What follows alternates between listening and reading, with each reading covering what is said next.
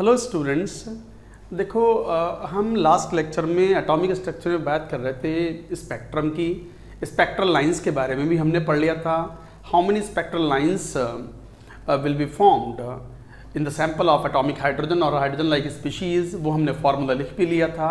हालांकि हमने वो डिराइव नहीं किया था। कौन सा वाला फार्मूला कि number of spectral lines is equal to n into n minus 1/2 when transitions occur from n to ground state. तो चलो उसको डेरिवेशन कर लेते हैं। तो लिखो डेरिवेशन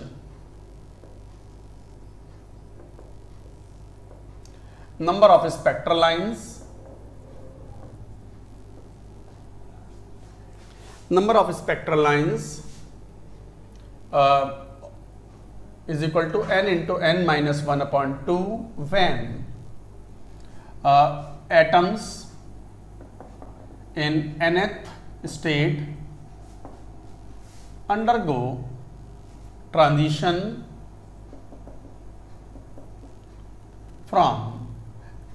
to ground state।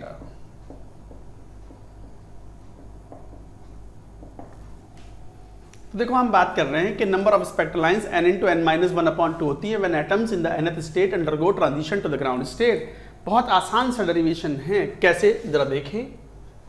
मान लो ये इस तरीके से बना लो।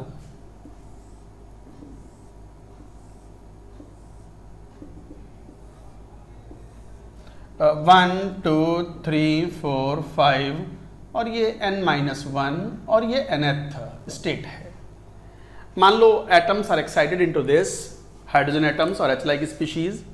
तो ट्रांजिशन कैसे निकाल लें। अब एक बात देखो, 2 से अगर आप ट्रांजिशन करो तो बस एक ही ट्रांजिशन मिलता है आपको, बस। अच्छा 3 से आओ तो 3 से आपको जो ट्रांजिशन मिलते हैं वो 2 वाला मिलता है और 3 से ट्रांजिशंस 1 वाला मिलेगा। 2 ट्रांजिशंस, एक ट्रांजिशंस। 4 से आते हो तो you get transition 4 to 1 and 4 to 2 and 4 to, तो 3 transitions are obtained। ऐसे ही अगर n-1 से आओगे, 2 से 1 पे आओ, मैक्सिमम ट्रांजिशंस 1 ही मिल पाएंगे, चाहे 1000 एटम भी है ना। सुनो, अगर 1000 एटम्स अगर कूद गए, सैंपल ऑफ एटॉमिक हाइड्रोजन की बात कर रहे हैं, तो billions of billions number of hydrogen atoms are present. अगर मान लो 1000 एटम्स 2 से 1 पे आ गए तो ऐसा नहीं कि 1000 लाइंस बोली जाएंगी, सिंगल लाइन बोली जाएगी उसको। स्पेक्ट्रल लाइंस का मतलब होता है ऑफ डिफरेंट वेवलेंथ्स। तो number of spectral lines of different wavelength n into n minus 1/2। तो अगर 1000 एटम्स जंप कर रहे हैं 2 से 1 पर और 1000 लाइंस मिली हैं of the same wavelength, it is a single wavelength, it is a single transition, it is a single spectral line. तो लाइक दैट 3 ट्रांजिशंस। 4 से आओगे तो मैक्सिमम 3 ही ट्रांजिशन मिल पाएंगे। n-1 से आओगे तो टोटल मान लो ग्राउंड पे आ जाएं, 2 पे आ जाएं, 3 पे आ जाएं, 4 पे आ जाएं and so on. So total n-2 transition. Similarly अगर n से आओगे आप तो मैक्सिमम नंबर ऑफ ट्रांजिशंस जो मिलेंगे दैट वुड बी n-1। हर तरह के ट्रांजिशंस पॉसिबल होंगे। इलेक्ट्रॉन यहाँ से यहाँ भी आएगा, यहाँ से यहाँ भी आएगा, यहाँ से यहाँ आएगा, तो 2 से 1 का ट्रांजिशन भी मिलेगा, 3 से 1 भी मिलेगा, 3 से 2 भी मिलेगा, 4 से 1 भी मिलेगा, 4 से 3 मिलेगा, 4 से 2 मिलेगा। All transitions will be there. तो इसका मतलब total number of spectral lines would be n-1 plus n-2 plus n-3 plus 4 plus 3 plus 2 plus 1।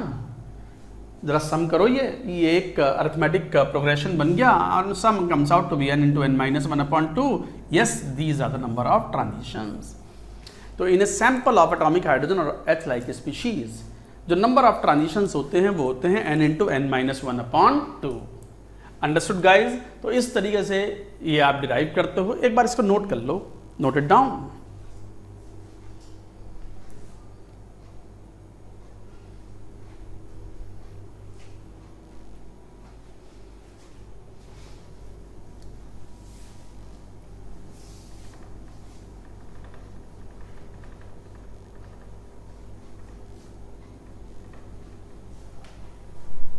तो ये डेरिवेशन था, ये बचा हुआ था तो हमने ये बात कर ली। एक और बहुत इंपॉर्टेंट पॉइंट है, क्वेश्चन सॉल्व करने में बड़ा यूजफुल होता है, वो क्या, एज ए नोट लिखो। क्या है नोट, समझ लो पहले। मान लो जैसे हाइड्रोजन एटम ली 1 2, मान लो एटम्स 2 हैं, तो 2 से जो 1 का ट्रांजिशन होगा -13.6 electron volt, -3.4 electron volt and the energy is 10.2 electron volt. तो हाइड्रोजन में ट्रांजिशन अगर 2 से 1 होता है तो जो फोटोन इमिट आउट होता है उसकी एनर्जी है 10.2 इलेक्ट्रॉन वोल्ट। फाइन, यही जरा सैंपल देखो He+ का। तो He+ में 1 2 3 4, अब ये बात पता है आपको कि -13.6 the energy of the ground state in hydrogen, but यही -13.6 He+ में कहां पर है, n = 2 में, और फोर्थ वाले की है -3.4। तो इन दोनों के बीच का जो डिफरेंस है वो है 10.2 इलेक्ट्रॉन वोल्ट। अच्छा और देखो, अब ये तो समझ में आता है ना कि गैप्स हम घटाते चले जा रहे हैं। क्यों, हम बता चुके हैं पहले कि जैसे जैसे n बढ़ता है एनर्जी ऑफ द ऑर्बिट्स बढ़ती है, but energy difference go on decreasing. 1 2 3 4 5 6। अगर हम Li2+ की बात करें तो Li2+ में जो ट्रांजिशन, तो ये 3 की एनर्जी होती है -13.6 इलेक्ट्रॉन वोल्ट और ये 6 की एनर्जी होती है -3.4 electron volt and energy difference between 6 to 3 is 10.2 electron volt. Sir चाह क्या रहे हो आप क्या कहना चाह रहे हो? सुनो हम क्या बात कहना चाह रहे हैं। जिस एनर्जी का फोटोन या ट्रांजिशन 2 से 1 में होता है हाइड्रोजन में, He+ में वो ट्रांजिशन 4 से 2 होता है, और Li2+ में सेम एनर्जी का ट्रांजिशन 6 से 3 होता है। इससे क्या बात समझ में आ रही है, क्या एनालॉजी है इस बात की कि जो ट्रांजिशन हाइड्रोजन में 2 से 1 हुआ है He+ में Z टाइम्स, Z मतलब कितना, Z, what is Z, 2, what is Z here, 3, तो 2 से मल्टीप्लाई कर दो। 2 से 1 का ट्रांजिशन, यहां सेम एनर्जी का ट्रांजिशन क्या होगा, Z से मल्टीप्लाई करो 2 से 4 से 2, Z से मल्टीप्लाई करो 3 से 6 to 3। इसका मतलब same energy transition will occur, same kind of photon will be emitted out in any other species similar to the hydrogen if the transition occurs Zn2 to Zn1। तो लिखो same energy photon emits in any H-like species H-like species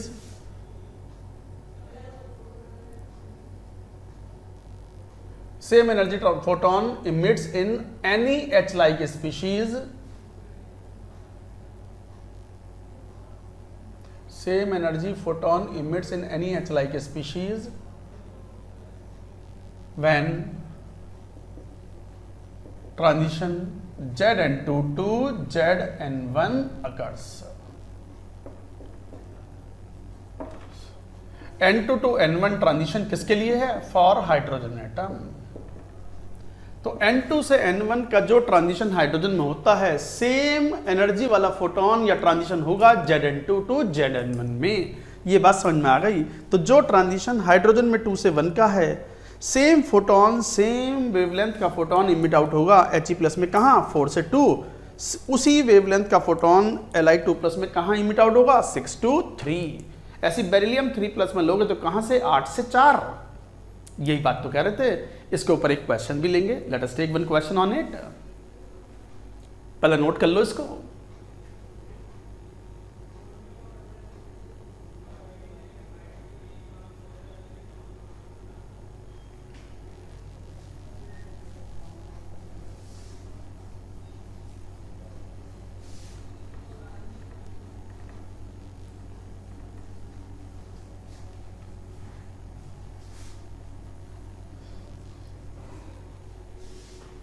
जैसे मान लो एक question ऐसे कह दें, हो सकता है ये क्वेश्चन किसी डीपीपी या शीट में भी आए, बट ठीक है, मैं इसे मैं क्लास में ही लेना पसंद करता हूँ और खुद बताना पसंद करता हूँ, because is a wonderful question, it is an important question.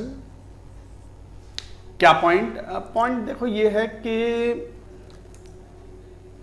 ऐसे कह दें, sample in vessel contains all H atoms in first excited state,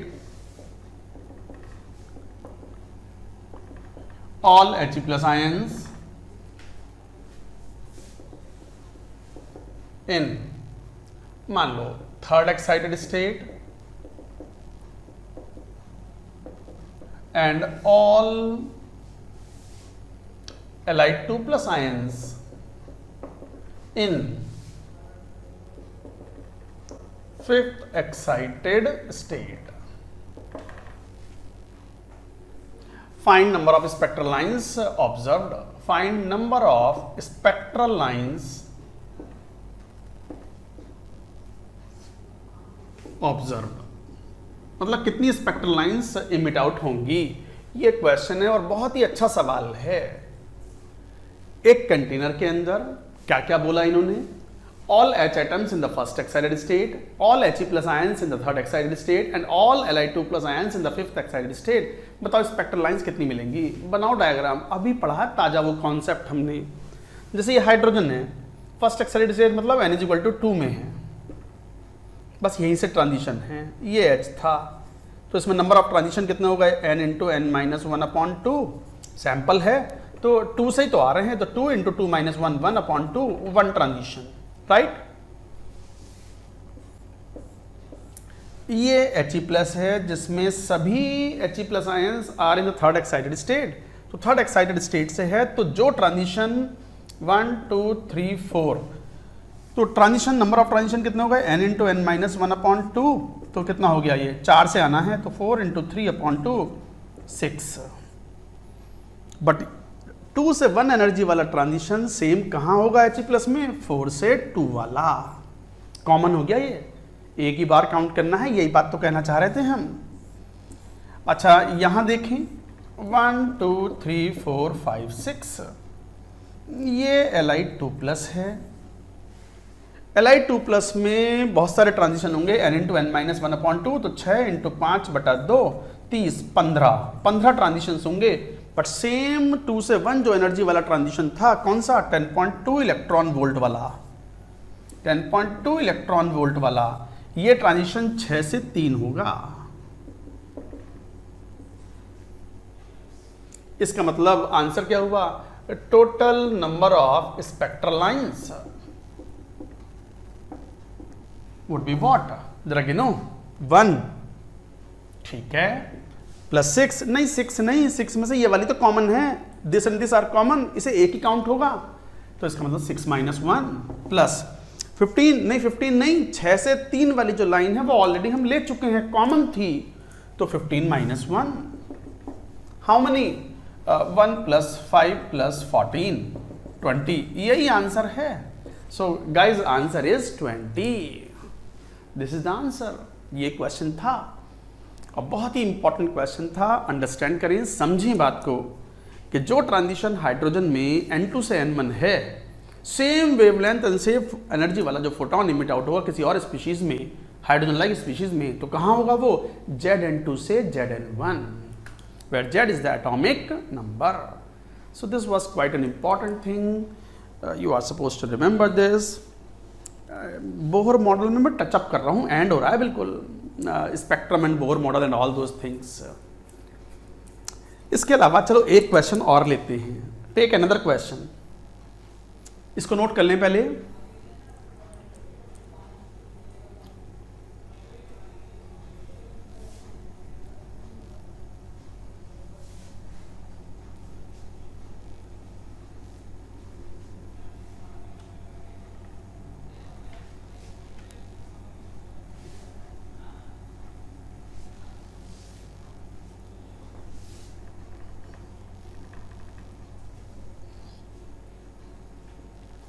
जैसे मान लो एक क्वेश्चन है, ये बिल्कुल अलग टाइप का क्वेश्चन है और ये भी इंपॉर्टेंट क्वेश्चन है। मान लो क्वेश्चन ऐसे कहें कि how many minimum number of H atoms are needed to show maximum number of spectral lines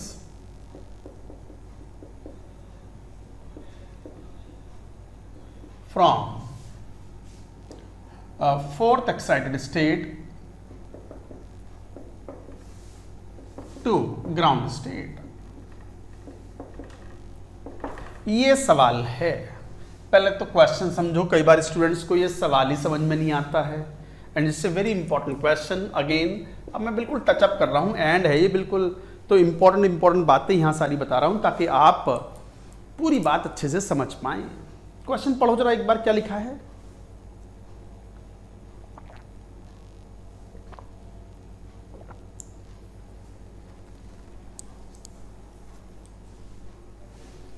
ये कह रहे हैं कि how many minimum number of H atoms are needed to show the maximum number of spectral lines from the fourth excited state to the ground state. Fourth excited state का मतलब 5 से 1 पे jump करना है, तो maximum number of spectral lines कितनी होंगी।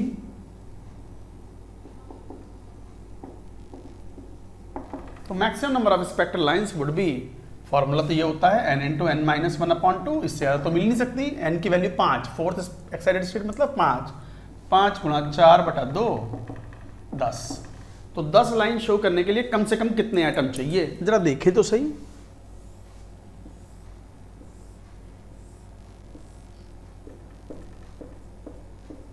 ये था, मान लो ये पहला first electron. Maximum number of transitions देखो कितने हो सकते हैं, तो मैक्सिमम लाइंस देनी है 1 2 3 4 लाइन दे दी इसने, 4 स्पेक्ट्रल लाइन तो एक ही एटम ने दे दी। हमसे maximum number of spectral line पूछ रहे हैं, तो वो तो 10 पॉसिबल हैं 5 से लेकर के 1 तक के ट्रांजिशंस में। बट कितने मिनिमम एटम्स चाहिए, तो फर्स्ट एटम ने 4 लाइन दे दी। दूसरा एटम लो, देखो ये वाली वेवलेंथ अभी तक नहीं आई थी। अच्छा, एक बार जो वेवलेंथ आ गई दोबारा रिपीट नहीं करनी है वो। 5 से 3, 3 से 1, 2 ट्रांजिशंस और मिल गए, 6 हो गए। ये सेकंड वाला था। थर्ड पर आओ, थर्ड वाला ट्रांजिशन मान लो ऐसे करवा लो, एक और मिल गया। क्यों सर, यहां से 2 से 1 का ट्रांजिशन ले लो, वो हो चुका ना, तो लेने की जरूरत नहीं है। अच्छा, एक थर्ड वाले के बाद फोर्थ वाला डायरेक्ट ले लो, एक और 4 और 2 6 और 2 8 फोर्थ वाले ने, और फिफ्थ वाला ले लो, मान लो ऐसा है फिफ्थ, तो वो 5 से 4 ले आओ, और 4 से ये वाला ट्रांजिशन नहीं लिया हमने, तो 1 मोर। देखो 4 से 2 का ट्रांजिशन अभी तक नहीं लिया था, वी हैव गॉट इट। ये एकदम से समझ में ना आता है, एक बार रफ कॉपी में आपको खुद बना बना के देखने पड़ेंगे, तब जाके क्वेश्चन समझ में आएगा, तब जाके सॉल्यूशन समझ में आएगा। तो 1 मोर नहीं, एक और एटम लेना पड़ेगा, 6th इलेक्ट्रॉन और लेना पड़ेगा। छठा इलेक्ट्रॉन कौन सा लें, यहां से ले लो ट्रांजिशन डायरेक्ट, ये तो ट्रांजिशन लिया ही नहीं था हमने, बस आ गया 1 मोर। नहीं 5 से 4 क्यों ना ले रहा सर, वो हो चुका। तो इसका मतलब these kind of transitions would be there, and 4 + 2 + 1 + 1 + 1 + 1 10 10 spectral lines. तो how many minimum atoms are there? तो answer is 6. तो minimum 6 electrons या minimum number of H atoms, तो minimum 6 H atoms are needed to show maximum spectral lines. तो देखो ये था, this was quite an important thing. I hope you have understood the point. Note कर लो, एक नहीं, दो नहीं, 3 बार आपको एक बार रफ नोटबुक में सॉल्व करने पड़ेंगे। ये सब अच्छे क्वेश्चंस हैं, प्योरली अंडरस्टैंडिंग बेस्ड हैं, ध्यान रखें इनका, नोट इट डाउन।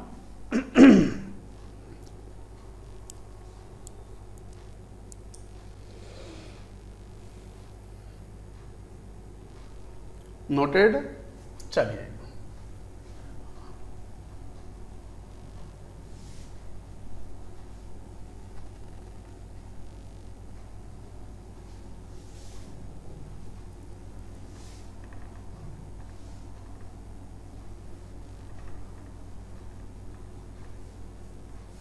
नाउ ये कॉन्सेप्ट तो सब हो गए, इसी में एक चीज और पढ़ते हैं। हमने डी ब्रॉगली कॉन्सेप्ट पढ़ा था। डी ब्रॉगली साहब ने देखो ये कहा था कि मूविंग माइक्रोस्कोपिक पार्टिकल है, पार्टिकल तो है ही, it has got wave nature also. और वो de Broglie wavelength of the wave nature lambda का फॉर्मूला क्या दिया था, h/mv। आप डी ब्रॉगली कॉन्सेप्ट को यूज करते हुए you can verify the angular momentum quantization rule given by Bohr. Bohr का एंगुलर मोमेंटम क्वांटाइजेशन रूल क्या था, mvr = nh/2π। आप इसे वेरीफाई कर सकते हो। तो लिखो हेडिंग, वेरिफिकेशन ऑफ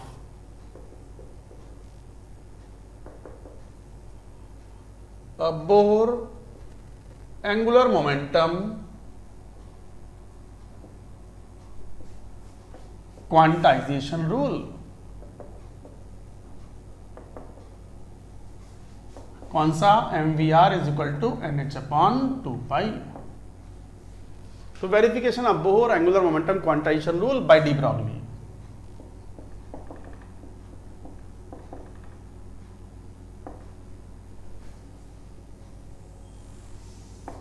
हम ये कह रहे हैं कि आप Bohr's angular momentum quantization rule mvr = nh/2π इसको वेरीफाई कर सकते हो with the help of de Broglie. De Broglie साहब ने क्या कहा था, de Broglie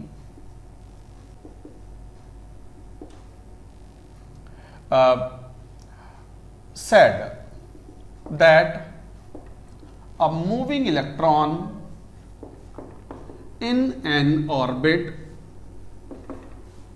of H-like species। भाई उनका जो उन्होंने बात तो डिफरेंट कही थी, उन्होंने तो किसी भी मूविंग माइक्रोस्कोपिक पार्टिकल के लिए थी। अब इसको हम बोहर मॉडल के रेस्पेक्ट में देख रहे हैं। तो de Broglie said that moving electron in an orbit of the H-like species has wave nature, has continuous wave nature।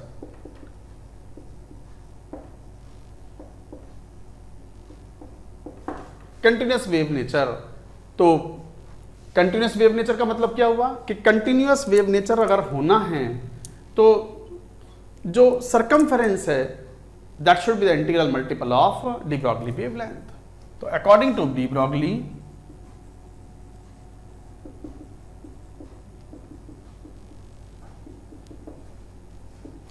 circumference of circular orbit, Bohr orbit, circumference of the circular Bohr orbit should be the integral multiple of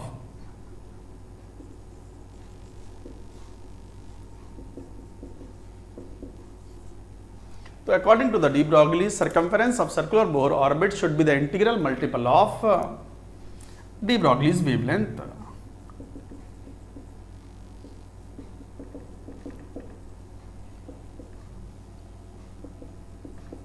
lambda. क्या बात कही उन्होंने कहा कि इस type का wave nature होना चाहिए। मान लो कोई इलेक्ट्रॉन है ये, अब वो सर्कुलर ऑर्बिट में चक्कर काट रहा है, तो इसका मतलब it will have the wave nature and wave nature should be like that, it should have the constructive interference. मतलब वेव नेचर ऐसा होना चाहिए टाइप से, इस टाइप से। मतलब जहां से स्टार्ट हो वेव वहीं पे खत्म हो। तो यहां से लेकर के और यहां तक ये एक ऑसिलेशन है, this is one complete oscillation, so this is lambda D Broglie wavelength. दूसरा ऑसिलेशन ये कंप्लीट हुआ, शुड बी लाइक दिस, यहां से लेकर के लैम्डा। तीसरा ऑसिलेशन ये कंप्लीट हुआ तो should be like this lambda. मान लो ये थर्ड ऑर्बिट है तो 3 वेव्स बननी चाहिए, 3 complete oscillation should be there. तो इसका मतलब 2πrn, मान लो nth ऑर्बिट है, should be the integral multiple n into lambda, where n is orbit number और number of waves. Wave nature में एक ऑसिलेशन को एफ वेव बोलते हैं। एक oscillation complete, one wave, second oscillation complete, एक और वेव, एक और ऑसिलेशन कंप्लीट, एक और वेव। तो ये वेव नेचर को शो करता है। तो 2 pi r n is equal to n into lambda, where n is the orbit number और नंबर ऑफ वेव्स। ये बात उन्होंने कही। ऐसा पॉसिबल नहीं है, दिस इज नॉट पॉसिबल। ऐसा पॉसिबल नहीं है कि इलेक्ट्रॉन, मान लो ये था, यहां से वेव नेचर शुरू करे इस टाइप का और फिर वो मैच ही ना करे। स्टार्टिंग पॉइंट जहां से वेव बन रही है और उसका ending point should be same, then only constructive interference will be there. No, this is destructive interference, this is not possible, this does not occur, not possible. ऐसा नहीं है। अगर ऐसा होगा तो energy will be lost, destructive interference will be there, तो this kind of arrangement will not be there. No, correct arrangement, जहां से वेव स्टार्ट हो रही है एंड वेव करके वहीं से continuous motion should be there. तो 2 पाई आर एन मतलब सर्कुलर ऑर्बिट जो का जो सर्कमफेरेंस है should be integral multiple of, तो n should be a integral multiple of de Broglie wavelength lambda, where n is the orbit number और number of waves. आप इसे verify भी कर सकते हो। कैसे?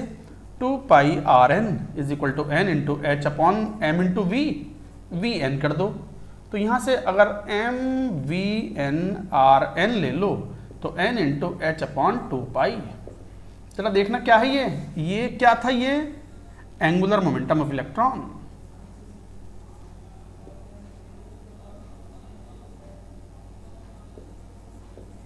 ये क्या था? Angular momentum of electron.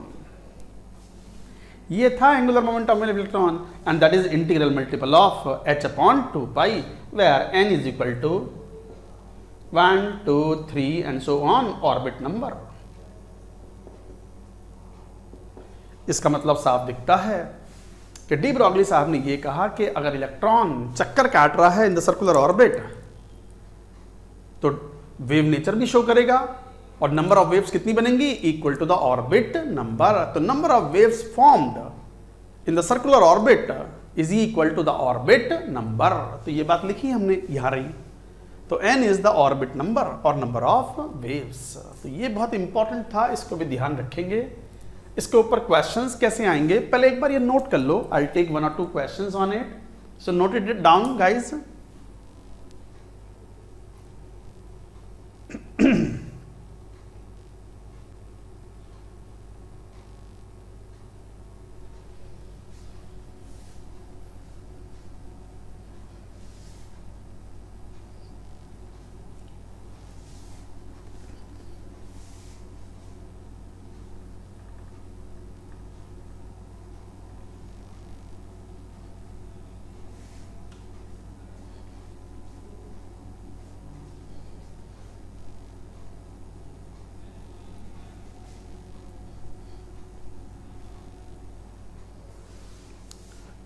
मान लो क्वेश्चन ऐसा हो, सिंपल सा क्वेश्चन बताइए वैसे तो, find number of waves formed in 5th Bohr orbit of H atom. तो इसका तो हमने डायरेक्ट फॉर्मूला बताया आपको कि number of waves is equal to orbit number. तो नंबर ऑफ वेव्स formed is equal to orbit number, और ऑर्बिट नंबर कितना है? 5। यही आंसर है। तो इसका मतलब फर्स्ट ऑर्बिट में कितनी वेव्स बनेंगी? 1, सेकेंड ऑर्बिट में 2, फिफ्थ ऑर्बिट में 5 waves will be formed. So like that you will say. एक और question low and this is another important question. मान लो ऐसे कह दें, radius of second orbit of He plus ion is x angstrom। ठीक, right। Find de Broglie wavelength, find de Broglie's wavelength in third orbit of H atom. मान लो ये question हो, let us solve. Question ने कहा कि R capital कर लो, शुरुआत कर रहा है स्टेटमेंट। तो radius of the second orbit of He plus ion is x angstrom. तो find the de Broglie's wavelength in third orbit of the H atom. Obviously इनके x के टर्म्स में आंसर बताना है। जरा देखना तो रेडियस सेकंड ऑर्बिट में He प्लस की क्या होती है 0.529 into N square upon Z. 0.529 into N square, n square मतलब 2 स्क्वायर अपॉन जेड की वैल्यू 2। तो 0.529 into 2 is equal to X हो गया। जरूरत पड़ेगी इसकी, कैसे? आपको पता है कि सरकमफेरेंस, तो 2 पाई आर कौन सा third orbit of hydrogen is equal to 3, n की वैल्यू 3 हो गई, थर्ड ऑर्बिट है, into lambda, lambda in the third orbit of hydrogen atom. यही तो फाइंड आउट करना था कि what is the de Broglie wavelength in the third orbit of hydrogen. तो lambda 3 for hydrogen atom de Broglie wavelength is equal to 2 pi upon 3 into R3। R3 क्या होता है 0.529 into N square, 3 square upon Z, Z is 1। यही तो हुआ। अरे भाई यही तो है। जरा देखना, अब एक 3 से ये 3 कैंसिल आउट हो गया और 0.529 की वैल्यू जेड के टर्म्स में, एक्स के टर्म्स में ले लो तो x अपॉन 2 लिख लो। तो 2 pi into x upon 2 into 3, 2 से ये 2 भी cancel, 3 pi x, that's it. यही आंसर है। ऑब्जेक्टिव में खूब आते हैं इस तरह के क्वेश्चंस, इंपॉर्टेंट क्वेश्चन। तो इस तरह के क्वेश्चंस होते हैं।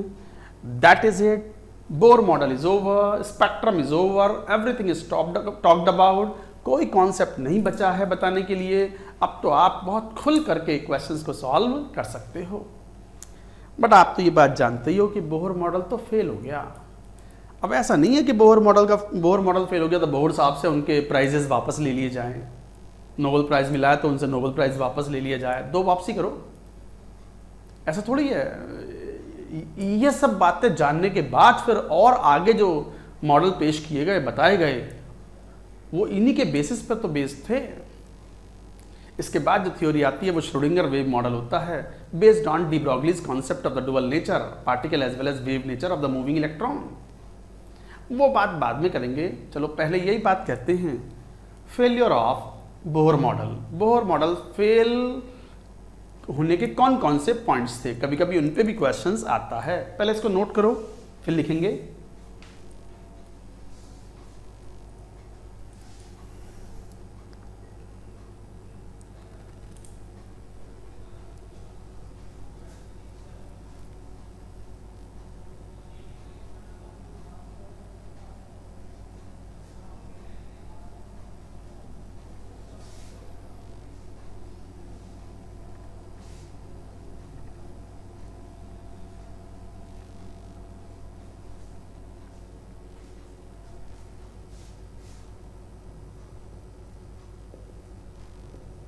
Failure of Bohr model.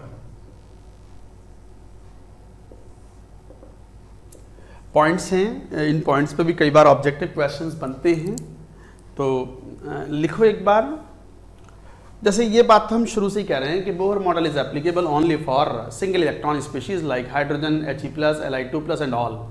It fails to explain the spectrum of polyatomic many electron species. तो लिखो इस बात को, Bohr model applies on single electron species only. It fails to explain the spectrum of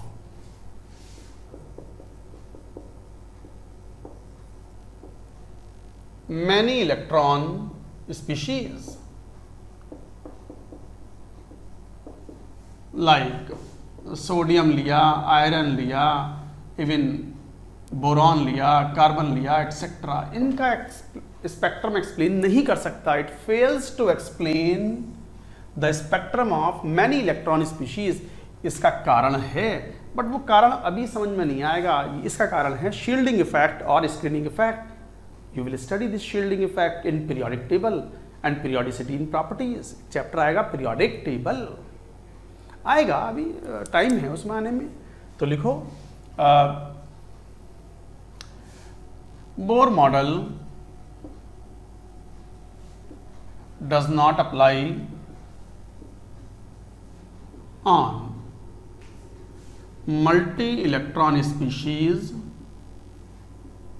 due to shielding effect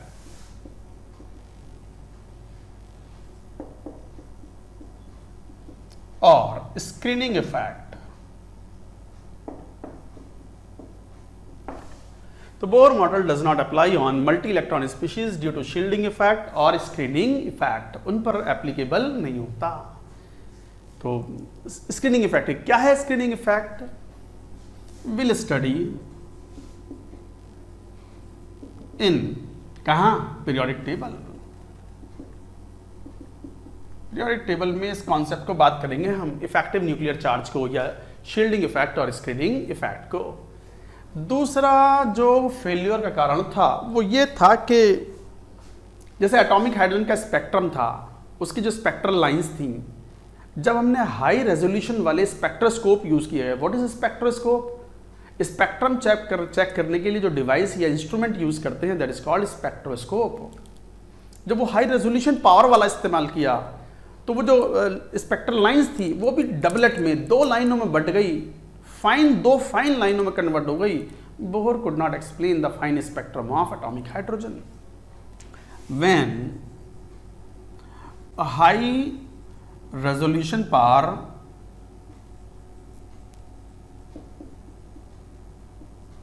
spectroscope is used, the spectral lines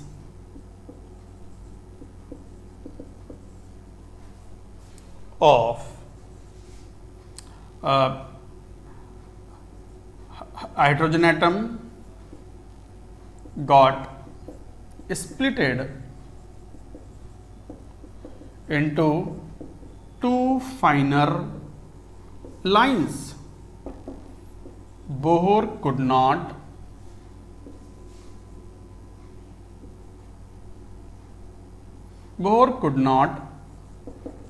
explain the fine spectrum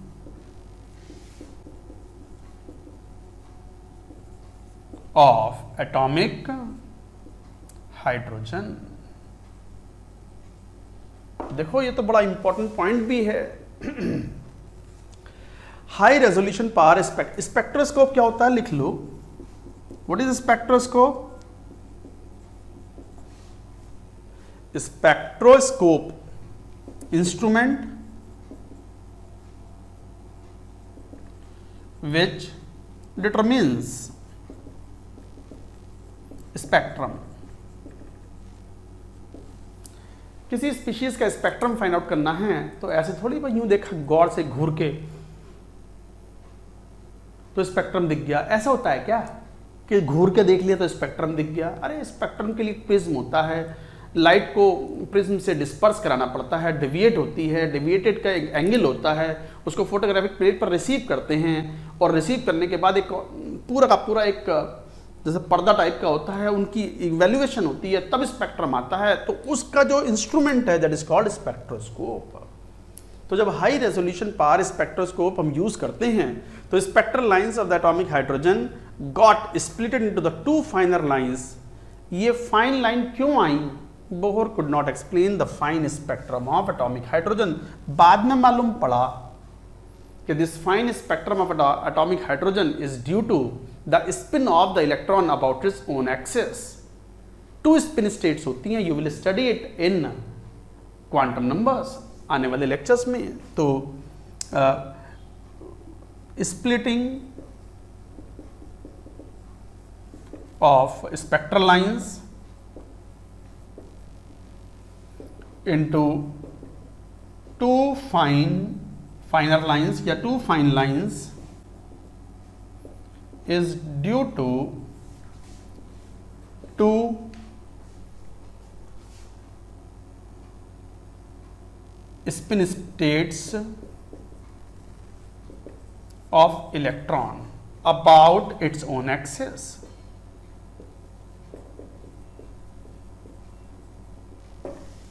So splitting of the spectral lines into the two spectral line into two fine lines is due to the two spin states of electron about its own axis. आप पढ़ोगे जब quantum numbers पढ़ोगे Schrodinger wave model में कि जब electron मान लो move तो कर ही रहा है न्यूक्लियस के about, but it is spinning about its own axis. जैसे अर्थ है सन के अराउंड रिवॉल्व तो कर ही रहा है, चक्कर काट रहा है, but earth is spinning about its own axis also. Earth ऐसा देख लो, कभी दिख ही ना रहा हो, मैं उंगली ऊपर घुमा रहा हूं और वो कैमरे में ना आ रहा हो, ऐसे ले लो, ये अब तो दिख रहा है ना, चक्कर काट रहा है। मान लो अर्थ चक्कर काट रही है सन के, but earth is spinning about its own axis also. इसकी वजह से कि दो तरह की स्पिन पॉसिबल हैं, because of that each line splits into the two lines when the high resolution power spectroscope is used. ऐसे ही याद रखना जैसे सिखा रहे हैं, और ज्यादा गहराई में जाने की जरूरत नहीं है। यही अच्छी खासी गहराई है, यही अच्छी खासी डेप्थ है of whatever we are learning at our level for the IIT JEE requirement, चाहे वो JEE मेन हो चाहे वो JEE एडवांस्ड हो। तो ये सेकंड पॉइंट ऑफ फेलियर होने का बोहर साहब के पास इसका कोई जवाब नहीं था। थर्ड, पहले ये नोट कर लो फिर आते हैं थर्ड पर, नोट इट डाउन।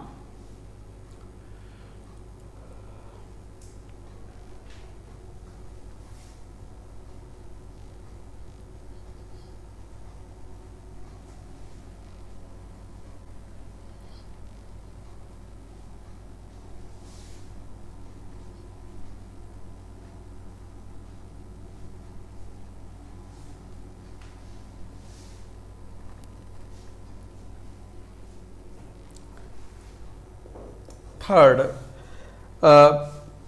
बोहर ये बात भी एक्सप्लेन नहीं कर पाए कि जब एक्सटर्नल इलेक्ट्रिक फील्ड या मैग्नेटिक फील्ड लगाते हैं तो जो स्पेक्ट्रल लाइंस हैं वो स्प्लिट हो जाती हैं। तो Bohr could not explain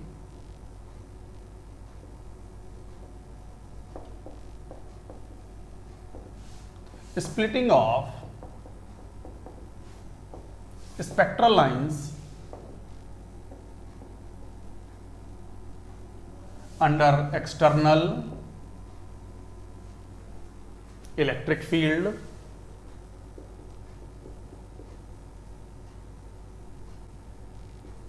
known as Stark effect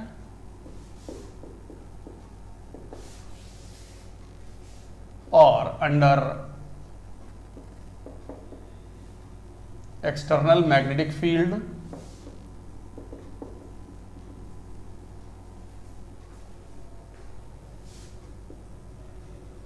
known as Zeeman effect। क्या पॉइंट है जरा सुन लो। अगर बाहर से कोई एक्सटर्नल इलेक्ट्रिक फील्ड लगाते हैं तो स्पेक्ट्रल लाइंस और फाइनर लाइनों में टूट जाती हैं, स्प्लिट हो जाती हैं। इस इफेक्ट को बोलते हैं Stark effect. Stark Tony Stark, iron, हाँ वही नहीं है। तो Bohr could not explain splitting of the spectral lines under external electric field known as Stark effect और under external magnetic field known as Zeeman effect. Sir ये क्या है Zeeman effect? क्या? अरे नहीं भैया, बस इतना नाम याद रखो, सफिशिएंट। क्वेश्चन आएगा तो सॉल्व कर देना। फोर्थ, बोहर साहब ये भी नहीं बता पाए कि उन्होंने वो एंगुलर मोमेंटम क्वांटाइजेशन रूल दिया था ना, mvr is equal to nh/2π, मतलब integral multiple of h/2π। Why h/2π? Why not the integral multiple of h/3π, h/4π and so on? Bohr could not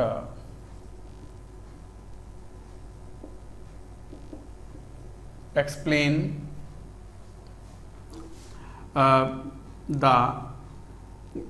why angular momentum of electron is integral multiple of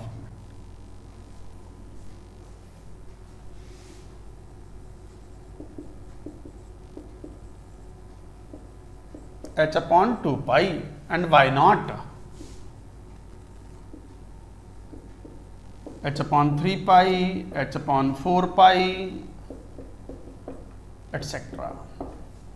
भाई Bohr साहब ने क्या बात मान ली कि angular momentum of electron मतलब MVR is integral multiple of h upon 2 पाई, यही तो माना था उन्होंने। Why not integral multiple of h upon 3 pi, h upon 4 pi and so on.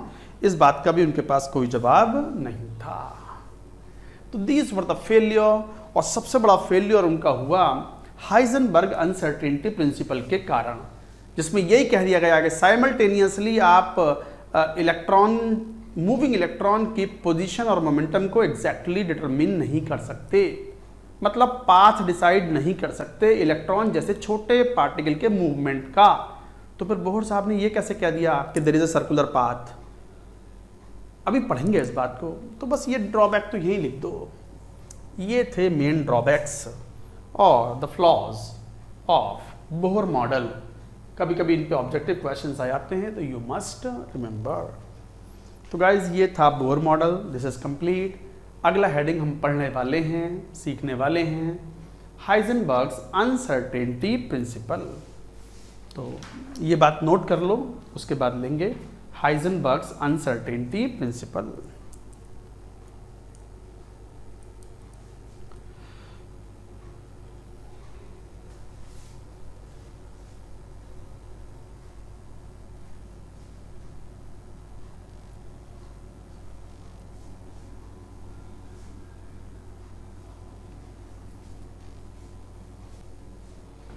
Heading लिखो हाइजेनबर्ग्स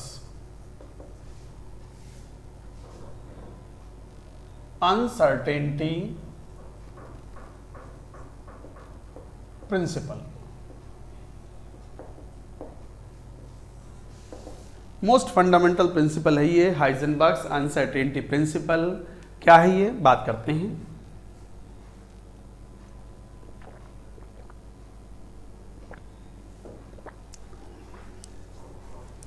क्या है ये? It is impossible to determine exact position and momentum of a microscopic particle, a moving microscopic particle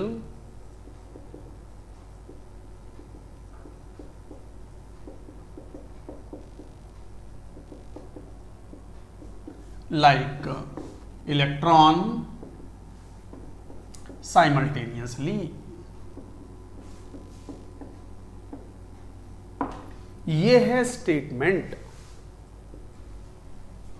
given by Heisenberg. तो Heisenberg साहब ने ये कहा कि it is impossible to determine और मेजर एग्जैक्ट पोजीशन, एग्जैक्टली बिल्कुल without any error, exact position and momentum of a moving microscopic particle like electron simultaneously. ऐसा संभव ही नहीं है कि आप एग्जैक्ट पोजीशन और मोमेंटम ऑफ इलेक्ट्रॉन को एग्जैक्टली मेजर कर पाओ। इसका दूसरा मतलब ये था कि हम कभी भी एग्जैक्ट पोजीशन किसी इलेक्ट्रॉन जैसे पार्टिकल के लिए कभी फाइंड आउट कर ही नहीं सकते। उसको हम एग्जैक्टली उसकी पोजीशन देखनी है तो हमें देखने के लिए उससे फोटोन टकराना पड़ेगा, तो वो कभी पॉसिबल नहीं है। और उन्होंने एक मैथमेटिक, मैं एक्सप्लेन करूँगा कैसे, मैं एक मैथमेटिकल उन्होंने एक्सप्रेशन दिया। Mathematically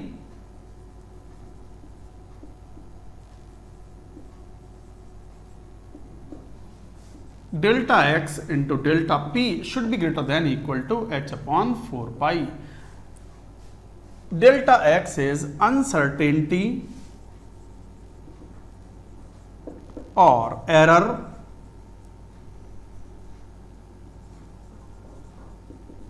in position and delta p is uncertainty or error in measurement of momentum।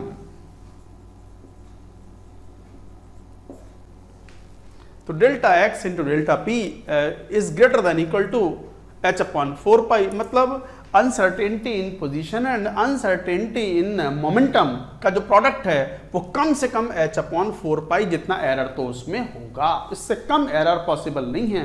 Best से बेस्ट इंस्ट्रूमेंट्स भी यूज कर लो तो it is not possible to reduce the product of these two uncertainties less than h/4, कम से कम error h/4 का तो होगा। ये बात उन्होंने कही। अब इसका मीनिंग क्या है, पहले मैथमेटिकली इसको और थोड़ा सा देख लें क्वेश्चन सॉल्व करने के लिए। तो डेल्टा x इंटू, अब डेल्टा मोमेंटम क्या होता है, m into v. What is momentum of the electron और any particle, m into v, mass into velocity, should be greater than h/4। तो यहां से लिख सकते हो delta x into delta v should be greater than h/4m। Main formula तो यही है क्वेश्चन सॉल्व करने के लिए। न्यूमेरिकल क्वेश्चन सॉल्व करना होगा तो इक्वालिटी साइन यूज करेंगे। ये है हाइजेनबर्ग अनसर्टेनिटी प्रिंसिपल। मीनिंग क्या है, अच्छा what is delta v, uncertainty in measurement of velocity.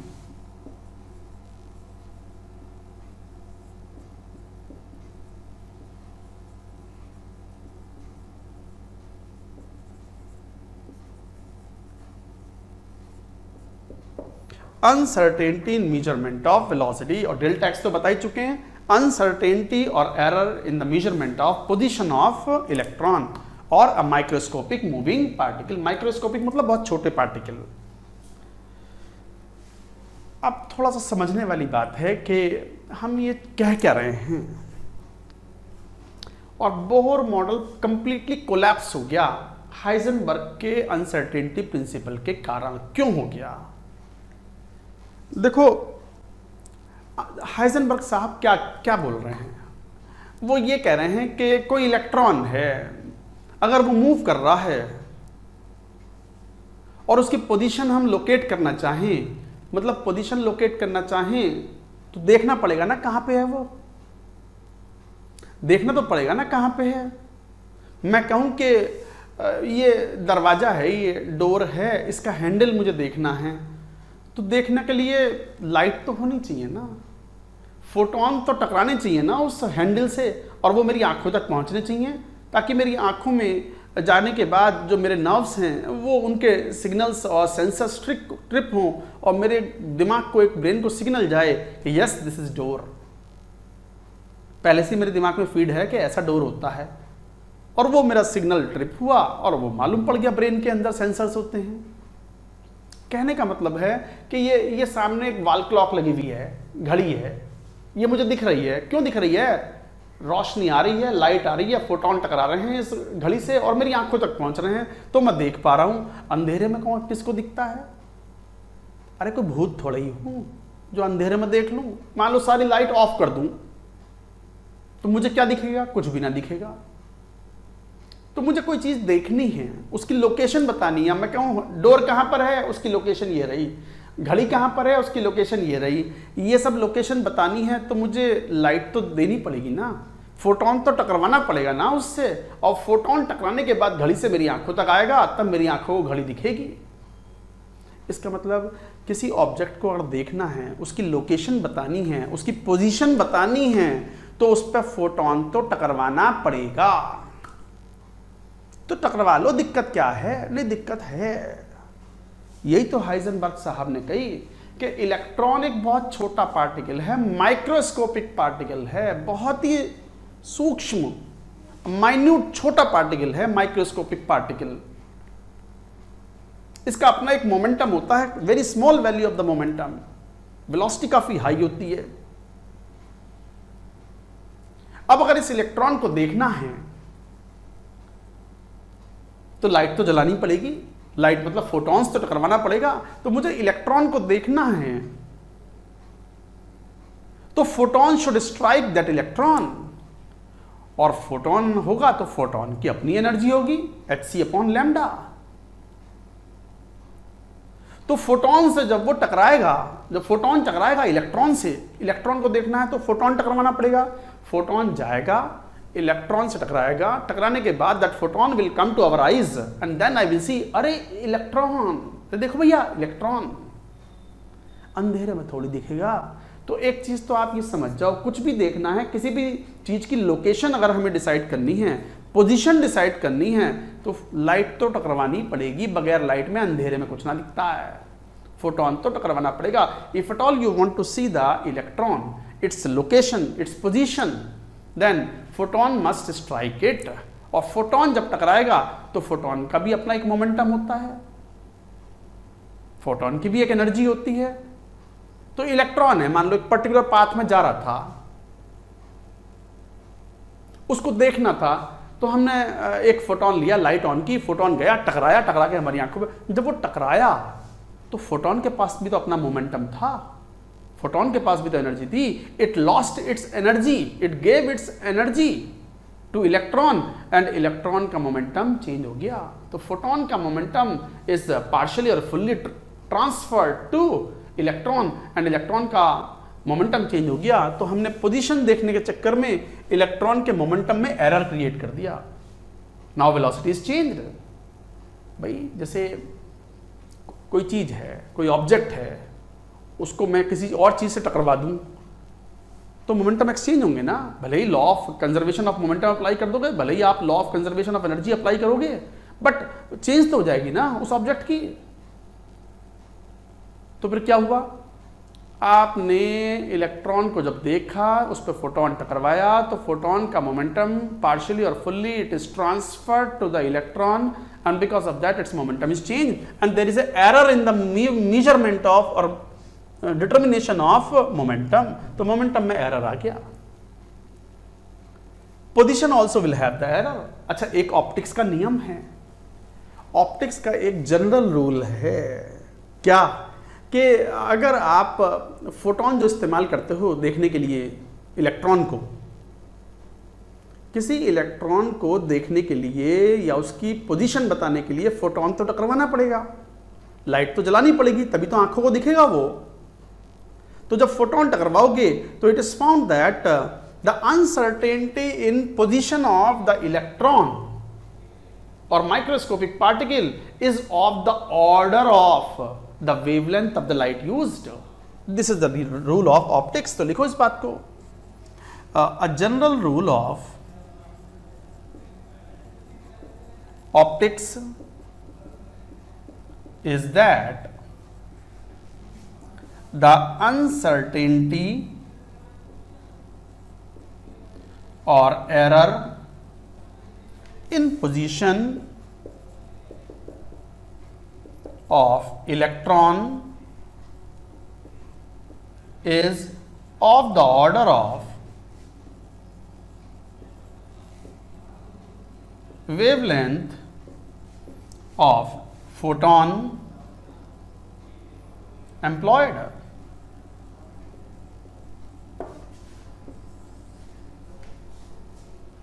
तो general rule of optics is that the uncertainty और एरर इन पोजीशन, जिसे हम डेल्टा एक्स बोल रहे हैं, तो error in position delta x of electron is of the order of the wavelength of the photon employed. इसका मतलब delta x error in position is of the order of lambda wavelength.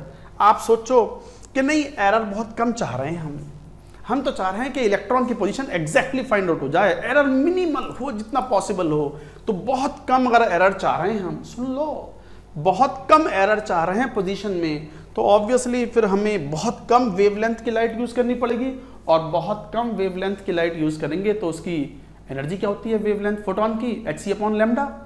Lambda बहुत कम होगा तो energy बहुत ज़्यादा होगी, energy ज़्यादा होगी तो मोमेंटम ज़्यादा होगा, और हाई मोमेंटम का फोटोन आके जब इलेक्ट्रॉन से टकराएगा तो उसके मोमेंटम में भारी चेंज क्रिएट कर देगा। So there will be high error in the measurement of momentum of electron. तो आपको तो पता ही है, साथ में एनर्जी ऑफ द फोटोन क्या होती है, hc/λ। तो क्या हुआ, if lambda is low, energy of the photon is high, तो momentum of photon is also high.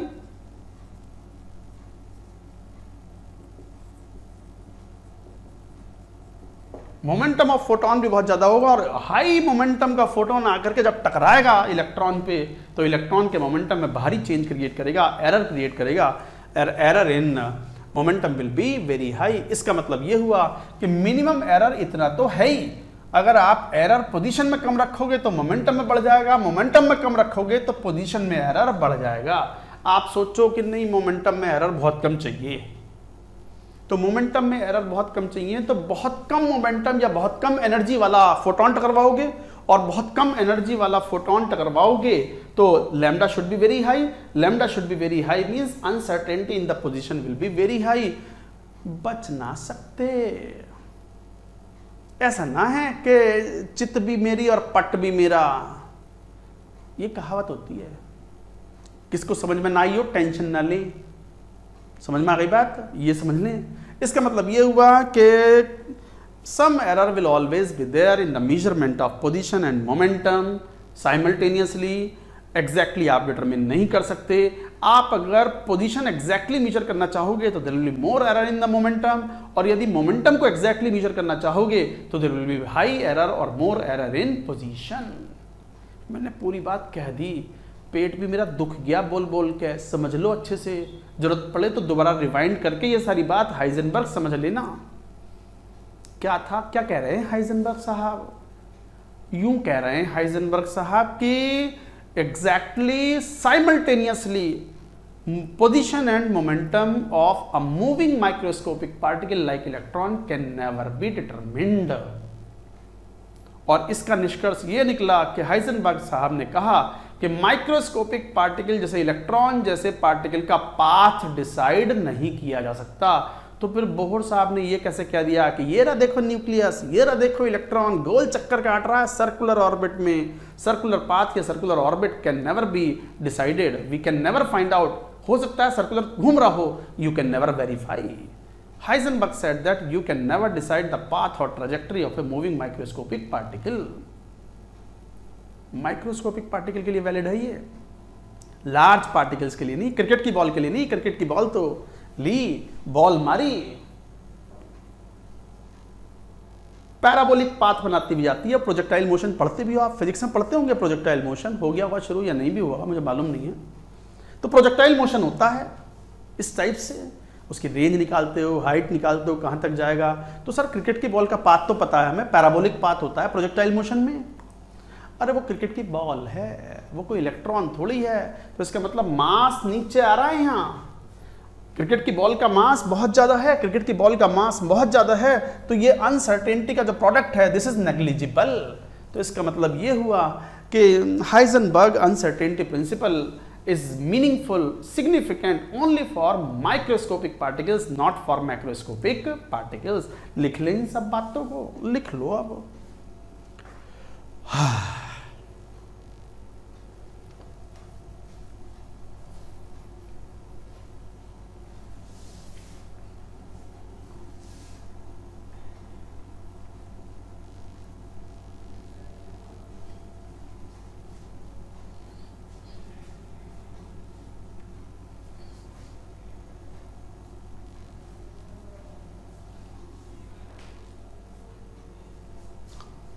तो लिख लो इस बात को कि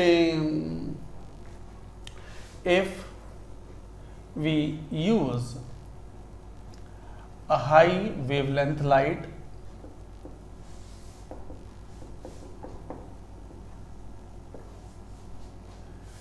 to keep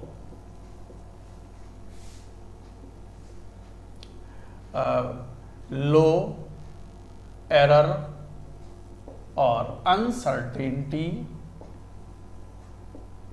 in momentum, then uncertainty in position delta x,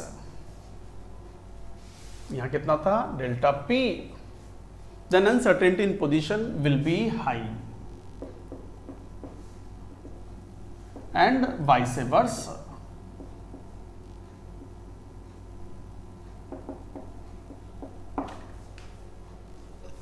अगर आप हाई वेवलेंथ वाली लाइट इस्तेमाल करते हो इलेक्ट्रॉन को लोकेट करने के लिए to keep the low error और uncertainty in momentum, then the uncertainty in the position will be high and vice versa.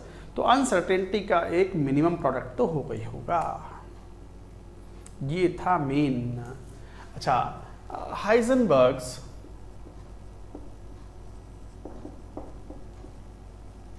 Uncertainty principle is significant only for moving microscopic particles.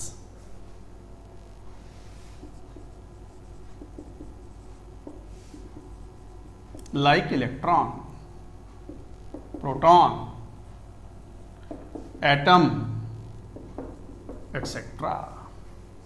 तो Heisenberg's uncertainty principle is significant only for moving microscopic particles like electron, proton, atom etcetera, और किसी के लिए applicable नहीं होगा। It does not apply for insignificant for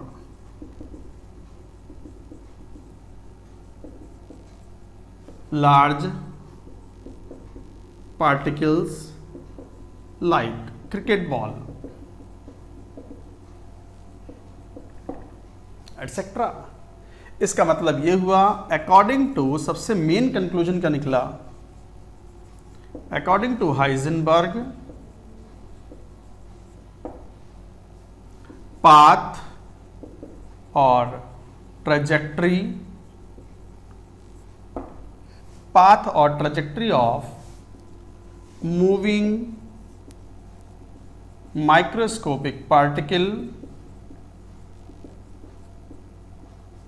moving microscopic particle like electron. So according to Heisenberg, path or trajectory of the moving microscopic particle like electron can never be decided. This led to the complete collapse of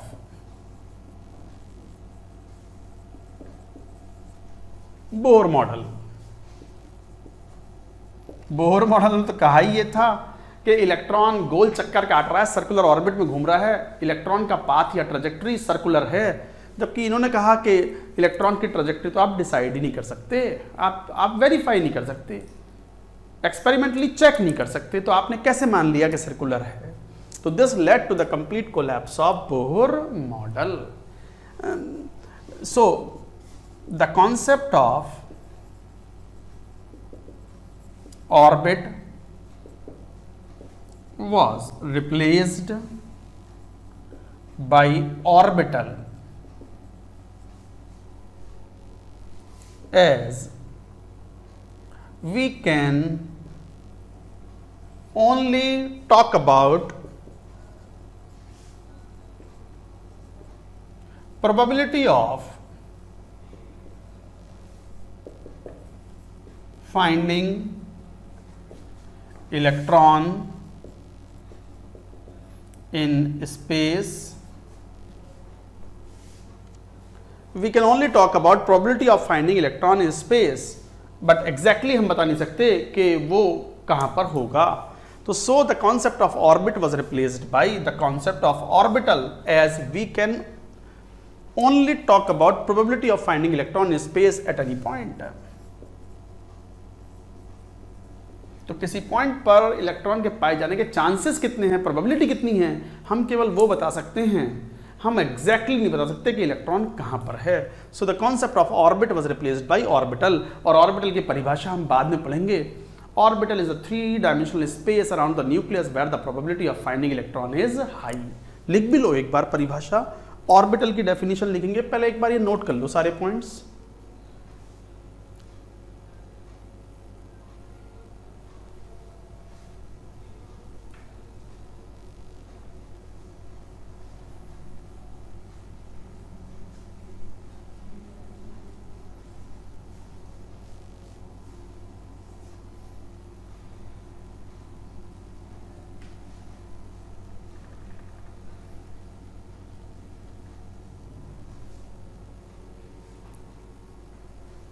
so what is orbital, हालांकि बाद में फिर define करेंगे orbital को। It is the region of space around nucleus where probability of finding electron is considerably high, 90 to 95%. ये है definition. This is the definition of orbital. It is a region of space around nucleus where the probability of finding electron is considerably high. आप कभी नहीं बता सकते कि electron कहां पर है, इलेक्ट्रॉन का पाथ क्या है, नोबडी कैन टेल. तो बोहर साहब का वो जो था ना circular model, circular electron trajectory, that is collapsed. Cricket की बॉल का पाथ बता सकते हो क्योंकि उस पर फोटोन का मोमेंटम का कोई खास प्रभाव नहीं पड़ेगा, because momentum of cricket ball is so high that change in momentum is negligible because of the striking of photons onto it. Light ball को देखना है, सूरज की रोशनी में दिन में ही तो खेल लोगे, क्रिकेट को रात में खेल लोगे. दिन में खेल रहे हो तो बॉल तो दिख रही है ना सबको, पैराबोलिक पाथ भी दिख रहा है ना. वो क्यों दिख रहा है? क्योंकि क्रिकेट की बॉल का मोमेंटम इतना ज़्यादा है कि उस पर फोटोन टकराने के कारण जो उसका मोमेंटम चेंज है, इट इज़ सो नेग्लिजिबल कि कोई अंतर उस पर नहीं पड़ता मास ज़्यादा होने की वजह से. तो ये इस तरीके का पॉइंट है. So it is the region of space around nucleus where the probability of finding electron is considerably high. एक और पॉइंट लास्ट लिख लो. जैसे अनसर्टेनिटी प्रिंसिपल को हम मैथमेटिकली कैसे लिखते हैं? Delta x into delta p should be greater than h upon 4 pi. एक काम करो, आप delta p upon delta t और डेल्टा टी से यहाँ मल्टीप्लाई भी कर दो. ये rate of change of momentum है, so that is nothing but force. तो delta t into delta x into force f should be greater than h upon 4 pi, rate of change of momentum. And force and displacement का जो product है that is nothing but energy. So delta E into delta T should be greater than h upon 4 पाई. कभी कभी ऐसे भी लिख देते हैं क्वेश्चन सॉल्व करने के लिए, तो यू शुड नो. हालांकि ऐसा कोई इंपॉर्टेंट पॉइंट नहीं है. तो delta E is uncertainty in measurement of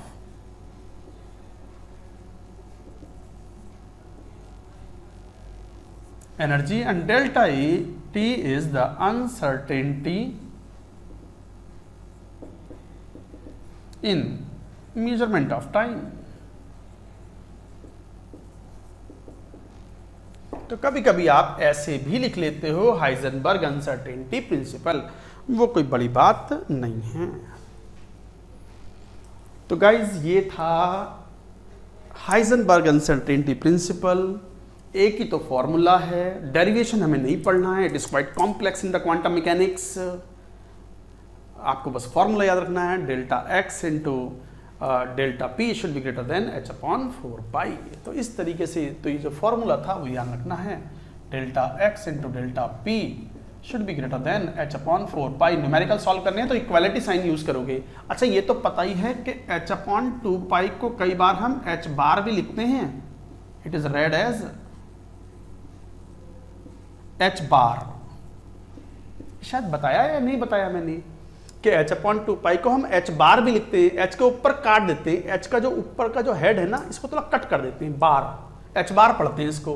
तो कई बार यूं भी लिख सकते हैं, और delta x into delta p should be greater than h upon 2 पाई, तो एच बार अपॉन 2 ऐसे भी लिख देते हैं. तो कहीं ऐसा लिखा आ जाए तो अचंभे की बात ना है. You should not be unpleasantly surprised seeing this. समझ जाएं, एच बार है वो एच अपॉन 2 पाई. 2-3 क्वेश्चंस लेंगे on it in the next lecture. बहुत अच्छा लेक्चर था आज का. थोड़ा ध्यान से पढ़ेंगे तो समझेंगे बात को कि हाइजेनबर्ग साहब क्या कहना चाह रहे थे, और हाइजेनबर्ग के चलते इलेक्ट्रॉन के पाथ को या इलेक्ट्रॉन जैसे छोटे पार्टिकल के पाथ को हम कभी डिसाइड नहीं कर सकते. ये बात वो क्यों कह रहे हैं, ये बात आप समझ पाओगे. अगेन सिर्फ फार्मूला पढ़ के क्वेश्चन तो आप कर लोगे, बट अगर आपको पूरी बात समझनी है तो आपको सारे पॉइंट्स, मैं इतनी मेहनत करता हूँ आपके सामने सारे पॉइंट्स लिखता हूँ. कई बार स्टूडेंट्स कहते हैं सर लिखा लिखाया दे दो, हमें ना करना पड़े. मतलब हम तो लिख रहे हैं, और यही बात मैं कई बार 2-3 बार लिखता हूँ दिन में, 11th में, 12th में, ड्रॉपर्स बैच में. हमें तो ना है आलस, आलस्य इंसान की सफलता का सबसे बड़ा दुश्मन है, ये समझ लो। बिल्कुल यूनिवर्सल ट्रुथ है ये। आलस्य इंसान की सफलता का सबसे बड़ा दुश्मन है। ये बात जितनी बढ़िया समझ में आ जाएगी उतना बढ़िया आप अपनी तैयारी करोगे and you will get the desired rank in IIT। Once you will become IITian, एक प्राइड, एक कॉन्फिडेंस आ जाता है स्टूडेंट्स में। हाँ, लेकिन जोर तो लगेगा पढ़ने में, दिमाग पे दर्द तो आएगा, लेना तो पड़ेगा ही, पेन तो लेना ही पड़ेगा। No pain no gain, shortcut कुछ ना है इनका, पढ़ना पड़ता है पूरा। Questions on this we shall take in the next lecture. That's it for now.